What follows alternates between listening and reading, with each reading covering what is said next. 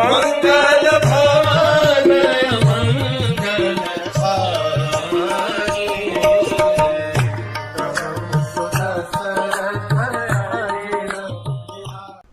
हरे कृष्ण। कल हमने देखा किस प्रकार से मलद और कारुष इन दो फॉरेस्ट्स की स्टोरी हमने सुनी। हमने सुना किस प्रकार से ताटका, सुंद और उनके बेटों मारीच और सुबाहु ने उन मलद और कारुष का पूरी तरह से सत्यानाश कर दिया था। मारीच और सुबाहु कालांतर में सुमाली, जो कि एक बहुत बड़े राक्षस थे, and he happen to be the grandfather of Ravana. So Maricha और सुबाहु दोनों सुमाली के पास गए। सुमाली के पास वो बहुत समय तक रहे, अच्छे से उनकी सेवा की। Sumali started treating them as their own family members. यहाँ तक कि वहीं पर रहते रहते they got introduced to Ravana, और रावण के यहाँ पर रावण उन्हें अपने मामा मानते थे, मारीच और सुबाहु को। सो इस तरीके से the whole thing was set, जहाँ पर रावण के अधीन और रावण के ministers and very inner circle people करके मारीच और सुबाहु रहने लगे। अब समय था ताटका के वध का। प्रभु रामचंद्र को विश्वामित्र बहुत अच्छे से जानते थे। वे जानते थे कि राम के लिए एक स्त्री मर्यादा, आदर्श, प्रेम, वात्सल्य का प्रतीक है। वे जानते थे कि राम कभी भी, जो कि एक स्त्री की तरफ देखते भी नहीं है, किसी स्त्री को अपशब्द भी नहीं कहेंगे, मारने की तो बहुत दूर की बात है। वे जानते थे कि राम को उनकी माताओं ने, कौशल्या, कैकेयी और सुमित्रा ने हमेशा एक स्त्री को बहुत ही आदर के भाव से देखना सिखाया था।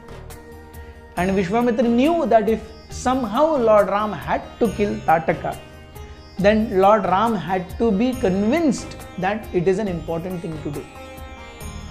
और आपको एक स्त्री के बारे में या ताटका को एक सामान्य स्त्री के जैसे नहीं सोचना चाहिए। विश्वामित्र मुनि बताने लगे कि ताटका ने किस प्रकार से इतने ज्यादा ऋषि मुनियों की हत्या की है, इतने ज्यादा साधुओं को त्रस्त किया है, मारा है, खाया है, उनके यज्ञों को भंग किया है।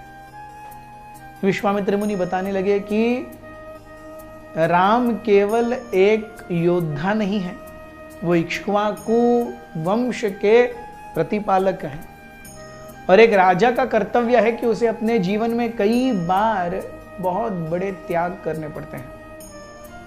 और इन त्यागों में सबसे बड़ा त्याग है कई बार राजा को काल, देश काल पात्रवश अपने ही प्रिंसिपल्स का भी त्याग करना पड़ता है।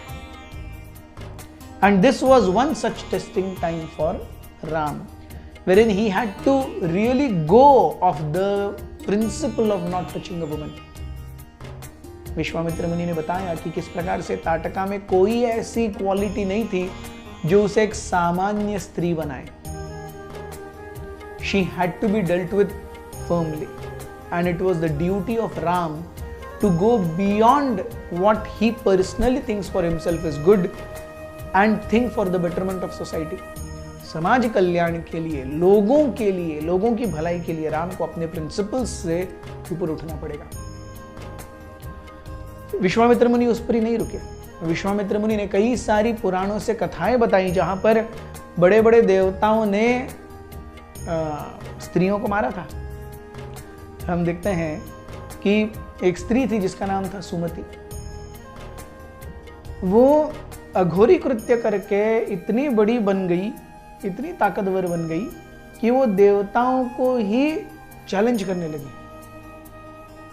इतनी ज्यादा एट्रोशियस, इतनी ज्यादा क्रूर हो गई कि लोग उसे सुमति से कुमति बुलाने लगे। इंद्र को आकर के खुद सुमति को मारना पड़ा या कुमति को मारना पड़ा, जिसके कारण समाज में शांति बहाल हो सके। हम देखते हैं इसी प्रकार से एक और विरोचन की बेटी जिसका नाम था मंथरा, उसको भी इंद्र ने मारा था क्योंकि वो भी बहुत क्रूर हो गई थी।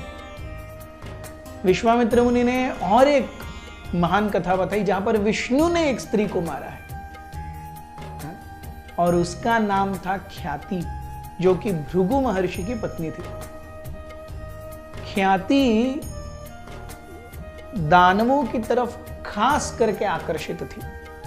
एक बार ऐसा हुआ कि देव और दानवों के झगड़े में दानवों का पलड़ा थोड़ा वीक पड़ने लगा, देवता भारी हो गए।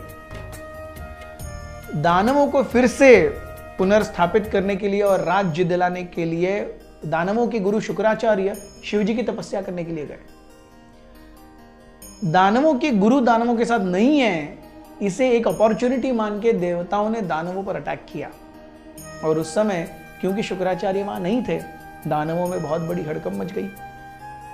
जानते हुए कि भृगु मुनि की पत्नी ख्याति बहुत ही बलशाली है, किसी साधारण स्त्री की पत्नी नहीं है वो सब ख्याति के पास गए। देवतागण दानवों का पीछा करते करते ख्याति के पास पहुंचे। देवतागण दानवों पर अटैक करने ही वाले थे कि ख्याति ने अपनी पतिव्रता शक्ति से देवताओं को फ्रीज कर दिया। They could not move. ये देख करके दानव अत्यंत खुश हो गए और दानव देवताओं के सर काटने ही वाले थे कि वहां पर भगवान विष्णु को आना पड़ा। दानवों पर किए गए अत्याचार के कारण ख्याति बहुत क्रोधित हो गई और भगवान विष्णु को आकर के ख्याति को अपने सुदर्शन चक्र से उड़ाना पड़ा। जब ख्याति की मृत्यु पता चली भृगु मुनि को, भृगु मुनि ने विष्णु को श्राप दिया कि तुम्हें 10 बार तुम्हें इस भूतल पर आना पड़ेगा सामान्य रूप में। ये तुम्हें श्राप है। और ये 10 बार आने की कथा को हम दशावतार के रूप में जानते हैं। सो Lord विष्णु's दशावतारास are a result of Bhrigu Muni's curse to Lord Vishnu because of why? Because he had killed Khyati, the wife of Bhrigu Muni. ये सब देखते हुए सुनते हुए राम विचार करने लगे कि सही में मुझे अपने खुद के सोचने से, अपने खुद के प्रिंसिपल से ऊपर उठना पड़ेगा, समाज के लिए कार्य करना पड़ेगा। And then we see this is how actually, हालांकि विश्वामित्र मुनि स्वयं एक गुरु हैं और यहाँ पे वो एक कमांडिंग पोजीशन में भी हैं, फिर भी he lets Ram ponder over and takes an independent decision. So even though the pupil is very great and the teacher is very great, still the onus of taking a decision should always be left to the person in concern. किसी भी व्यक्ति ने किसी दूसरे के लिए कोई decision नहीं लेना चाहिए। एक सही गुरु वही है जो अपने छात्रों को सही डिसीजन लेने में मदद करे, न कि उनके लिए वो डिसीजन लें। और विश्वामित्र इस परीक्षा में पूरी तरह सफल हुए। प्रभु राम ने विश्वामित्र मुनि के चरण कमलों को स्पर्श किया and he had one resolute purpose in life, to follow the commands of Vishwamitra muni. Thank you very much. Hare Krishna.